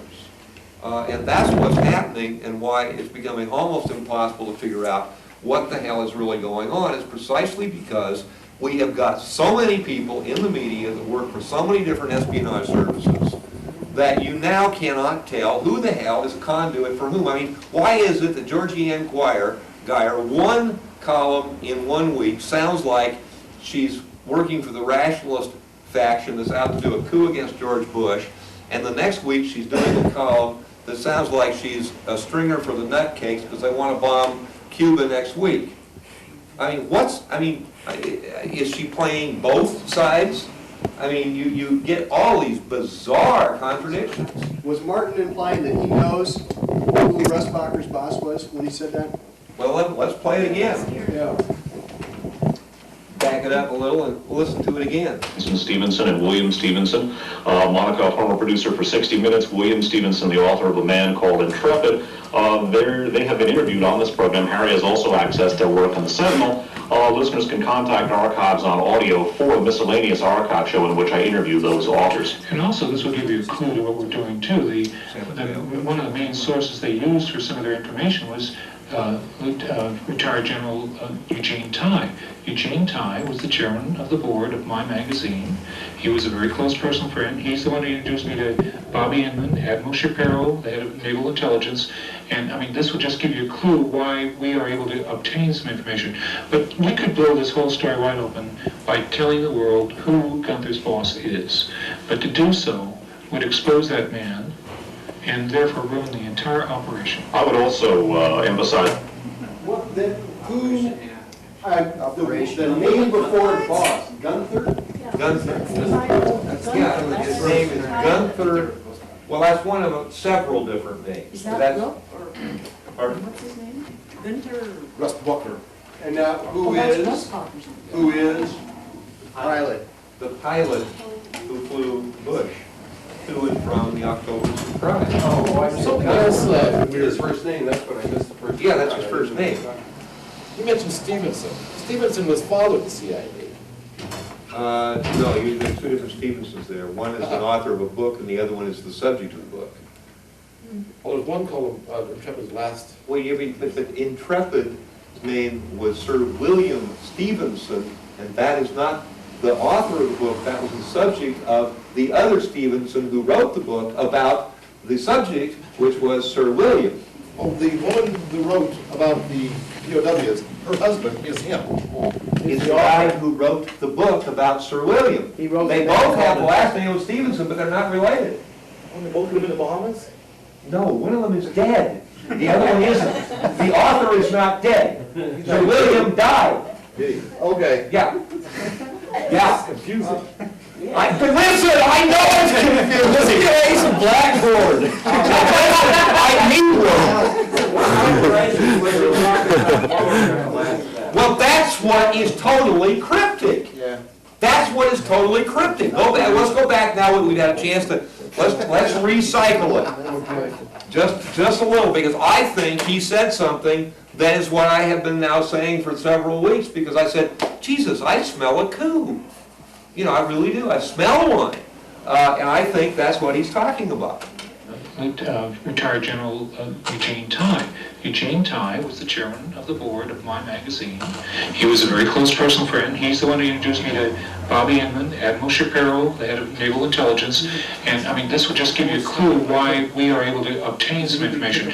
But we could blow this whole story wide open by telling the world who Gunther's boss is. But to do so would expose that man and therefore ruin the entire operation. I would also emphasize that from time to time, although I stick with printed information, and at the risk of boring long-term listeners, I refer to myself as what I call a journalistic step-up transformer. I take information which is already on the public record and boost its accessibility, as I'm doing with the Napa Sentinel and Harry Martin. Nobody asked what the operation was. Yeah. But, you know, that just went click. You know, because, wait a minute, what he's describing there is blowing an operation. What the hell operation is he talking about?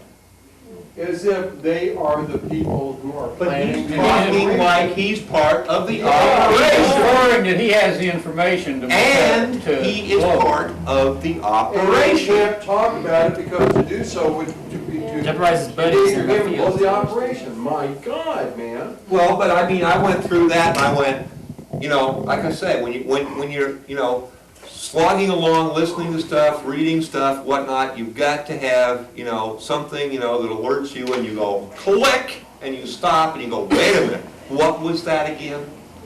You know, you've got to go back and look at it. You know, and you will, because I think he said something there that probably 99% of the people just missed. Just went right by him. That's like that movie Blow Up.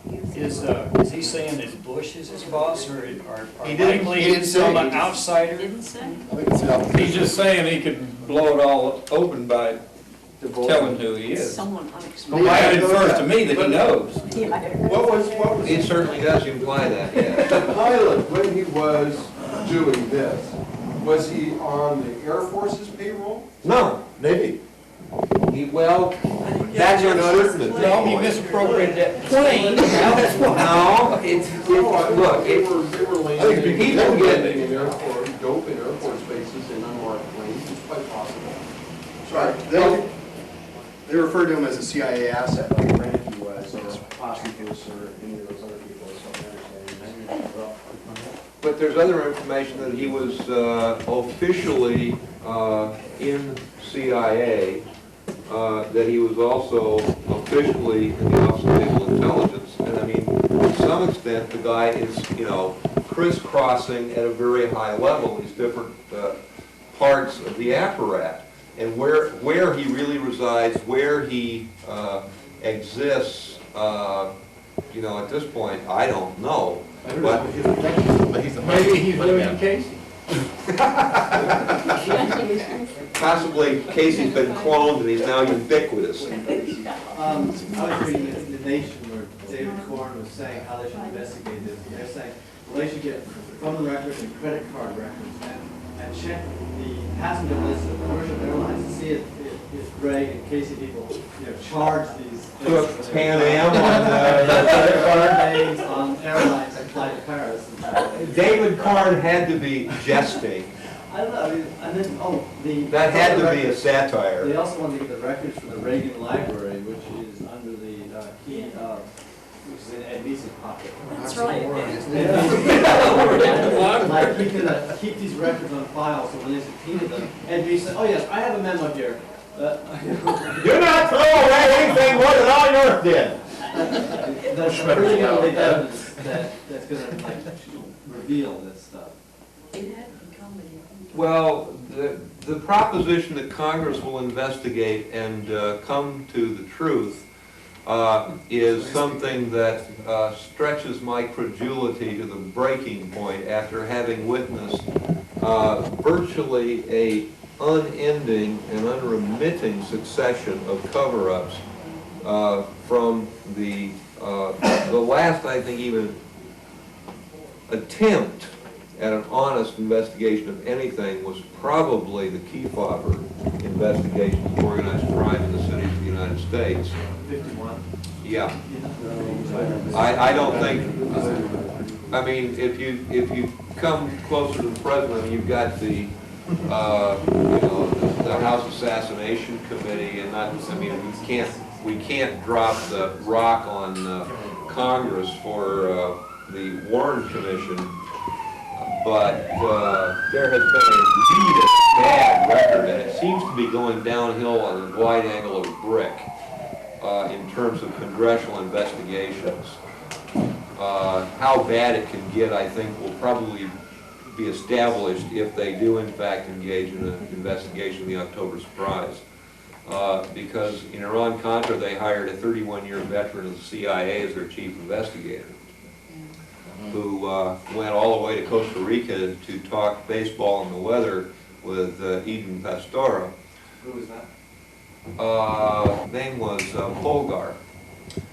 Polgar had 31 years. He's written up in CIA books as a, you know, great hero of CIA, and he was hired, and it was one of those really great Republican liberals, if you'll pardon the oxymoron, Rudman, who got him appointed as chief of investigation for the committee. And Polgar was the kind of guy that couldn't find a day-glow elephant in a phone booth if the agency said it wasn't there. if the agency said there is no day-glow elephant in that phone booth, he would say, you know, I can't see it either. You know, he was that kind of guy. A real agency man. A guy who could see whatever it was that they wanted him to see and nothing else. And that's why he went down to investigate all the charges of gun running and all that, and violation of the Neutrality Act. And he went down and he talked to Eden Pastora. According to Eden Pastora, they discussed the weather, fishing, and baseball. That's what Pastora said about it. He said, why didn't I come down here and talk to me? All we're talking about is fishing and things. What would be the motivation now for, getting Bush out and putting the focus on this?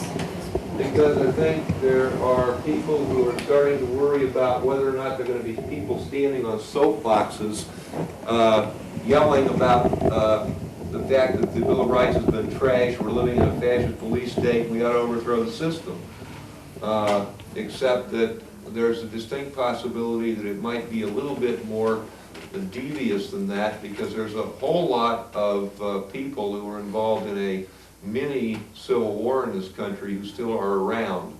They crawled back into the woodwork after the 70s, and there are literally millions of people in this country who have run guns, who have robbed banks, who have blown up military installations. Some even dropped bombs on Dow napalm plant in Torrance, California, et cetera, et cetera. There are millions, literally, of people in this country, most of them who are now beginning to gray, who had been one step ahead of the cops for some years. And none of those people have amnesia. And if things get sufficiently unpleasant, they could dust off some of their past learning. Not to mention the fact, do you know how many veterans there are in this country who would just be able to do a whiz-bang job with a machine gun, a mortar, claymores, setting up booby traps? We have the potentially most dangerous revolutionary population in the history of the world. How many people here are veterans of military service? You know? Well, that's enough to train everybody else. We are talking about the United States, where the people who voted to go out and vote for Money and ain't apathy is rationality. Why go out and vote for Mortimer Snurz or Charlie McCarthy when you know you're going to get Edgar Bergen? Hey, that's a boycott. That's not apathy. We're talking about working citizens and including union men and women who voted for that thing twice. The total population, look, the percentage of the adult population of the United States who voted for George Bush is about 15% of the adult population, and that's being very, very generous. And they were grateful. Well, they were garden slugs. But the fact is, 85% did not. Only in this weird country is it possible for 15% of the population to be called a landslide. Well, and also I think in response to that question, there was a very important opinion editorial in the Oregonian in early May by a judge from the Ninth Circuit Court of Appeals. First of all, it's extremely rare for a judge, a sitting federal judge, an appellate court judge particularly, to write an opinion editorial at all. If they write it at all, it's normally about administration of the judicial system and a need for more judges or streamlined procedures or things like that. He wrote an editorial that said, basically, that the Supreme Court has gone fascist. He didn't want to use the word fascist, but he said quite clearly in the editorial, it needs some word other than right-wing activism to describe what they're doing. And what they're doing is increasing government authority over the individual and removing individual protection against police abuse. well, he described it. He didn't want to use the word. Fascism without using the word. Without using the word. And I think when it becomes that obvious and nationally recognized that a federal sitting appellate court judge has to write an editorial saying the Supreme Court's gone fascist, that Bush has become a liability. He's too obvious. His team is getting too obvious. His new crime bill, you know, Well, the ex-agents are starting to form groups now too. They are. Let me now hit the second excerpt that will plug in directly to this point.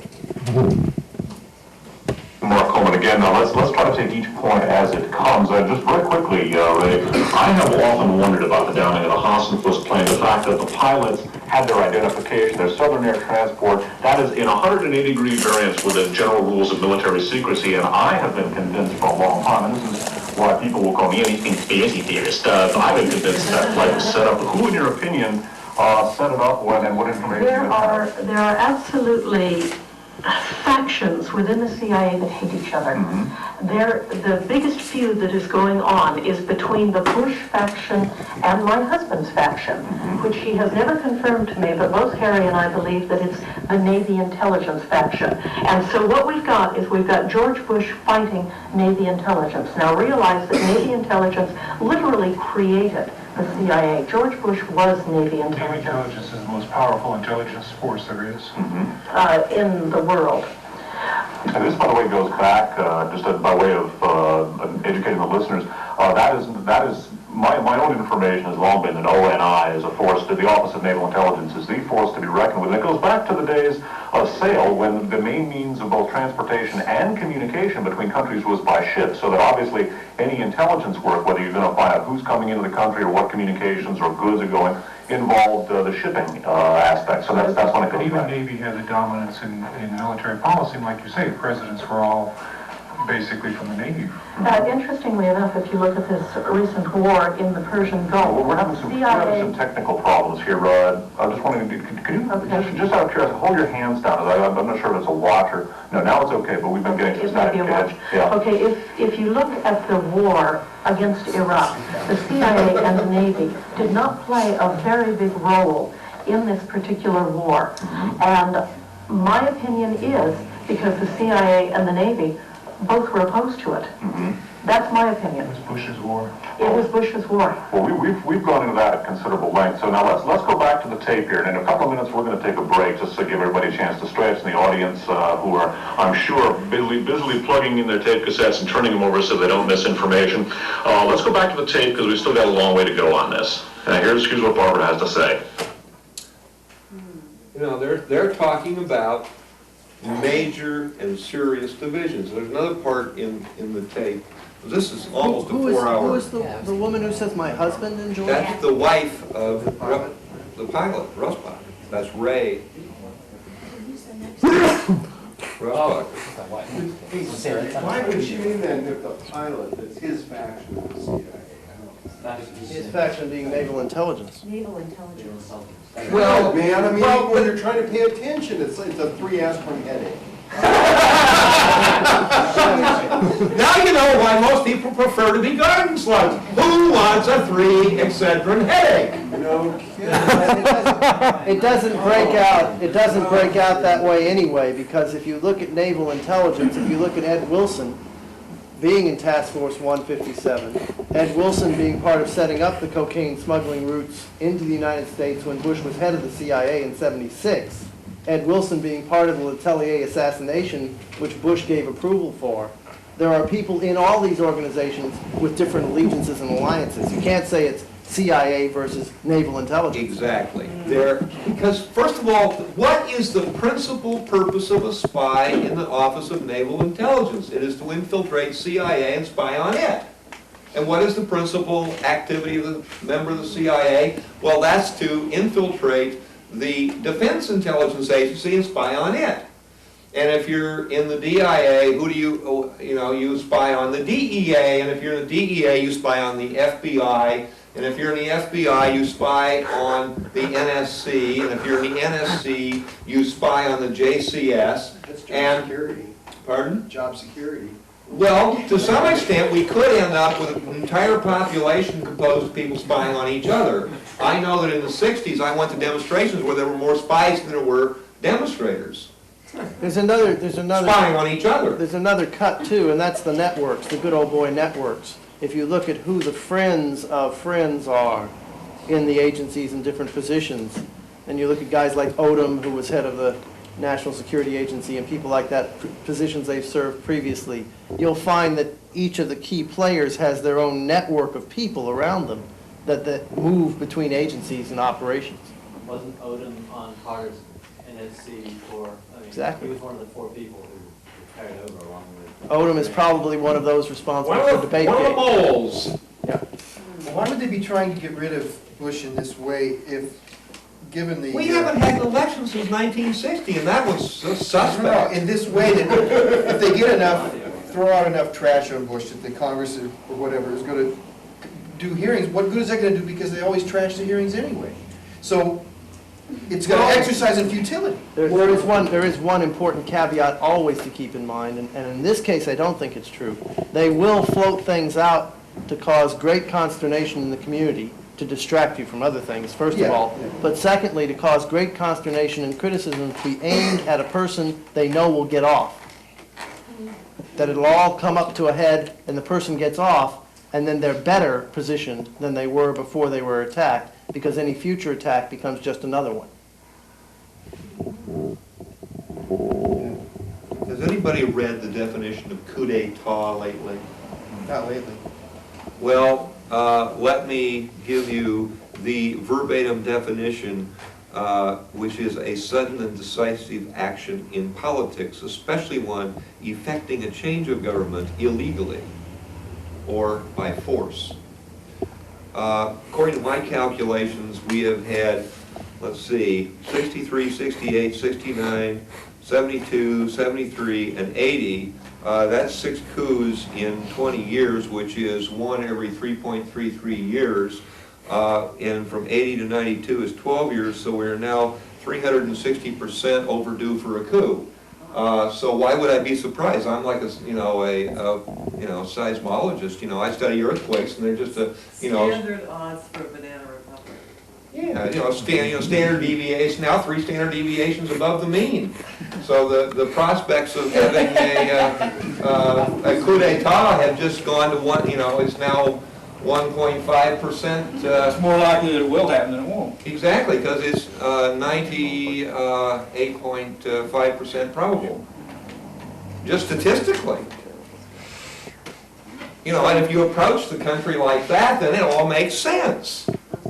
Then it's a question of plugging all these different characters in to the Alice in Wonderland, world that is paraded in the public blats.